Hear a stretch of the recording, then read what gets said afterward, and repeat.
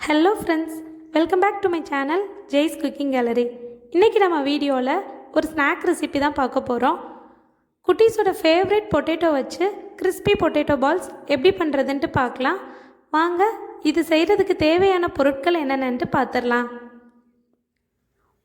இதுக்கு 3 உருளைக்கிழங்க வேக வச்சு எடுத்து வச்சிருக்கேன். ஒரு சின்ன சைஸ் கேரட்டை துருவி எடுத்து வச்சிருக்கேன். ஒரு மீடியம் சைஸ்டு ஆனியனை நல்லா ஃபைனாக சாப் பண்ணி எடுத்துக்கலாம். ஒரு பச்சை மிளகாவை நல்லா குட்டி குட்டியாக கட் பண்ணி எடுத்துக்கலாம். 2 டேபிள் ஸ்பூன் அரிசி மாவு, 2 டேபிள் ஸ்பூன் கார்ன்ஃப்ளவர், தேவையான அளவு உப்பு, 1 டீஸ்பூன் மிளகாய்த்தூள், 1 டீஸ்பூன் கரம் மசாலா தூள்,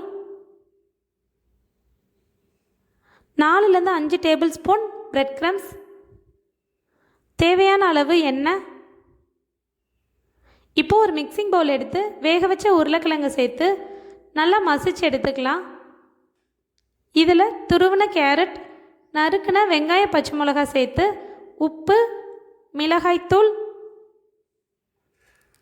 கரம் மசாலா தூள் சேர்த்து நல்லா மிக்ஸ் பண்ணி எடுத்துக்கலாம். இதில் இப்போ பைண்டிங்காக 2 டேபிள் ஸ்பூன் அரிசி மாவு சேர்த்து இதையும் நல்லா மிக்ஸ் பண்ணி எடுத்துக்கலாம். இப்போது இதை என்ன ஷேப்பில் வேணாலும் நம்ம உருட்டி எடுத்துக்கலாம்.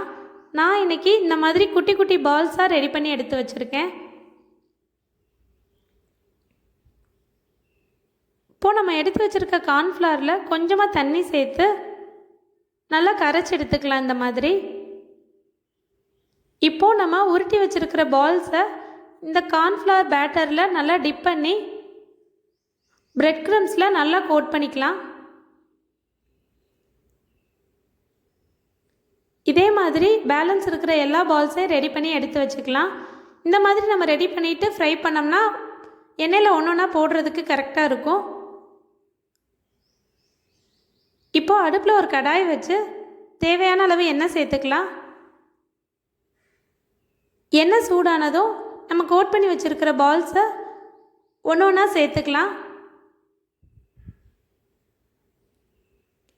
சேர்த்தோன்னே கரண்டி போட்டு திருப்பி விட்டுறாதீங்க, உடையிறதுக்கு சான்ஸ் இருக்குது. இந்த மாதிரி கொஞ்சம் நல்லா ஃப்ரை ஆனதுக்கப்புறம் திருப்பிக்கலாம். அவ்வளோதான் ஃப்ரெண்ட்ஸ், இந்த மாதிரி கோல்டன் ப்ரௌன் ஆனானே எடுத்துக்கலாம். நம்மளுக்கு கிறிஸ்பியான பொட்டேட்டோ பால்ஸ் சூப்பராக ரெடி ஆயிடுச்சு.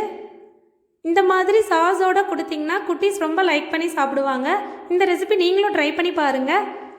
உங்களோட கமெண்ட்ஸ் அண்ட் ஃபீட்பேக்ஸை ஷேர் பண்ணுங்கள். இந்த வீடியோ பிடிச்சிருந்துச்சுன்னா லைக் பண்ணுங்கள், ஷேர் பண்ணுங்கள், மறக்காமல் இந்த சேனலுக்கு சப்ஸ்கிரைப் பண்ணுங்கள். தேங்க்யூ ஃப்ரெண்ட்ஸ், தேங்க்யூ ஃபார் வாட்சிங்.